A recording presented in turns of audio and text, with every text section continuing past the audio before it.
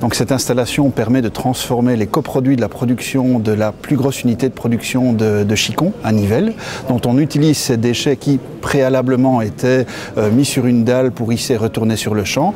Aujourd'hui, ils sont introduits dans une installation de biométhanisation construite par Greenwatt, ce qui permet de produire de l'électricité et de la chaleur. Cette électricité est utilisée pour couvrir une partie des besoins de la forcerie elle-même. Le thermique produit par le module de cogénération couvre tous les besoins de la forcerie de Chicon. Ce qui n'est pas consommé par la forcerie est renvoyé à 800 mètres vers l'imprimerie du groupe Rossel, qui lui absorbe la totalité du thermique pour ses besoins de chauffage et d'eau sanitaire. Depuis la mise en service de l'installation au mois de mars, nous avons aujourd'hui 3500 heures de fonctionnement de l'unité de cogénération qui donc depuis sa mise en service délivre la performance qui en était attendue.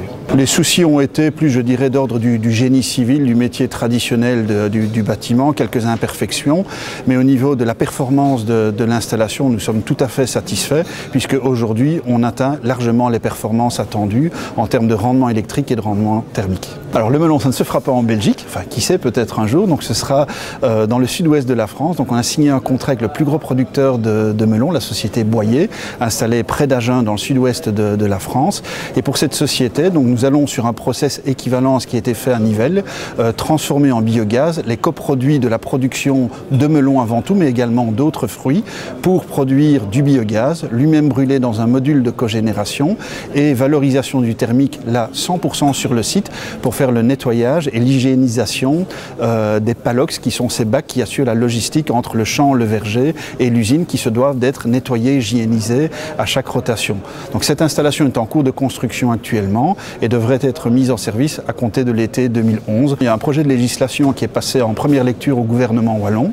Donc c'est un projet qui vise à légiférer sur le cadre réglementaire et économique des conditions de remise d'un biogaz sur le réseau, sans rentrer dans les détails. Donc il va décrire les spécifications que doit avoir un biogaz pour être remis sur le réseau en termes de contenu de CH4 et d'absence de polluants, de recompression de ce biogaz pour être compatible avec la remise sur le réseau, une obligation de reprise du biogaz par l'opérateur réseau et une structure de prix qui soit, je dirais, rentable pour toutes les parties intervenantes.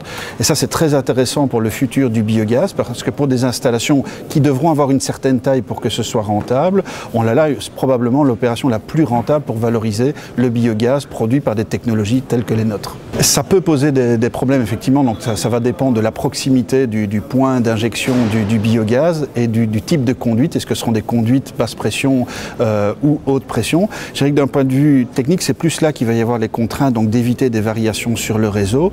Pour ce qui concerne les techniques de nettoyage et de recompression du biogaz, là je dirais on est vraiment en terrain inconnu parce que avant la Wallonie, d'autres pays comme l'Allemagne, le Luxembourg, la Suisse ou encore la Suède, depuis pas mal d'années, font déjà ce type d'opération. Donc on vient quand même dans un territoire connu. C'est vrai que maintenant pour certaines installations de biogaz, pour des plus importantes, parfois on aura des problèmes de connexion au réseau de gaz existant.